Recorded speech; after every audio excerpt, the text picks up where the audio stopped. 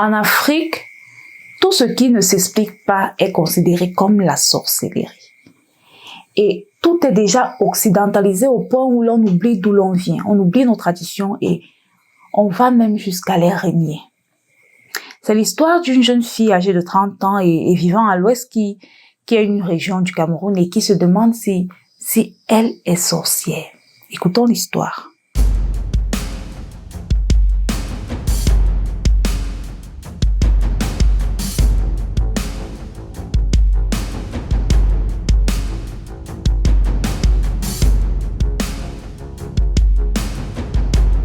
Mon problème, c'est un phénomène, je ne sais pas si je peux appeler ça ainsi, un problème qui me dérange terriblement et je ne peux plus supporter car ça ne sert absolument à rien dans ma vie à part m'agacer. En fait, depuis un certain temps, je dirais 4 ans par là, j'arrive à voir, à pressentir et prévenir mes proches et des gens inconnus sur ce qui va leur arriver de mal.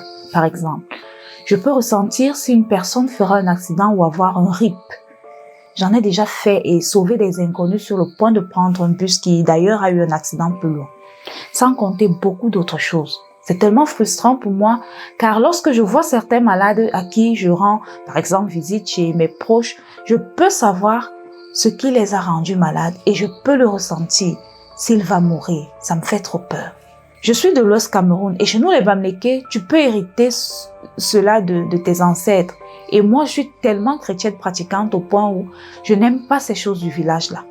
Ma mère a 65 ans et elle, depuis toute petite, est Kamsi. Mais ma grand-mère avait refoulé cela et avait demandé qu'on ferme ses yeux. Chose qui a été faite.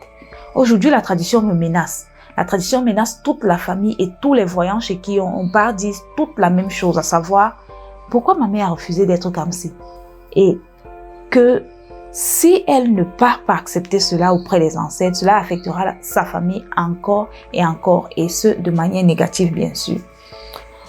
Donc, ma mère est donc allée au village accepter son titre de Kamsi, qui est une voyante et guérisseuse, il y a 1 mois de cela. Mais sauf qu'on lui a dit qu'elle a une fille, sa deuxième fille qui est plus puissante qu'elle et que son canari doit avoir 15 bras. Sachant que pour chaque enfant normal chez nous, les Bamlékés, c'est 1 bras ou 2, ça dépend, et parfois 3. Et que toutes les Kamsi, hommes comme femmes, ont 9 bras comme ma mère. Ils disent donc que ma part est 15 bras. Bref, moi-même je ne sais même pas trop expliquer, c'est long. Je n'en sais vraiment pas grand-chose, franchement. Et ils disent qu'il s'agit de la puissance de je ne sais pas moi quoi. Du coup, je me dis que c'est peut-être la cause de tout ce phénomène étrange. L'autre jour, j'ai écrit dans ma page, parce que oui, j'ai une page dont je tairai le nom. J'ai écrit spontanément, Joséphine, il faut laisser le mari de ta copine Larissa. Tu n'as pas honte d'aller dormir chez elle en son absence? Moi, je pensais juste dire cela pour m'amuser et réveiller ma page. Mais le lendemain, j'ai vu des messages dans mon WhatsApp de 2 filles.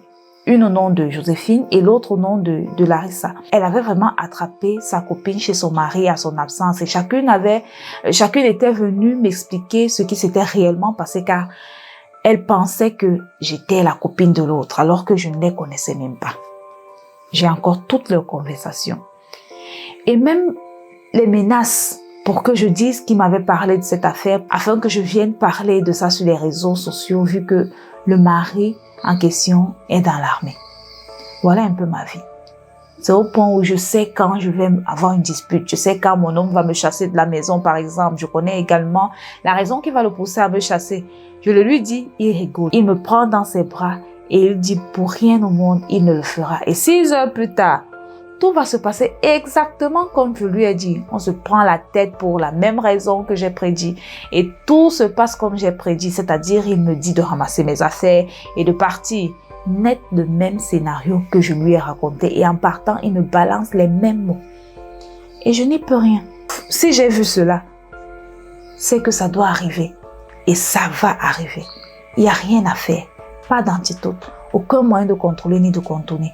Parfois, je me demande comment prévenir le mal. On ne peut pas y remédier. Ça sert à quoi? Quelqu'un a une astuce pour ne plus être tourmenté ainsi. Moi, ça m'agace vraiment. Par exemple, à l'instant où j'ai commencé à écrire ce texte, Mon chiot s'est cassé le pied et je savais qu'il allait le faire pendant que je serais en train d'écrire. J'ai vu ça depuis hier. Que faire car je n'en peux plus. Voilà en fait l'histoire de la jeune dame. Et ce que moi je peux dire, c'est que c'est un don et qu'il faut le canaliser pour en faire bon usage. Il est vrai que ça fait peur lorsqu'on n'y est pas familier, mais tu dois te rapprocher de tes ancêtres pour en savoir plus car on ne fuit pas ces choses-là.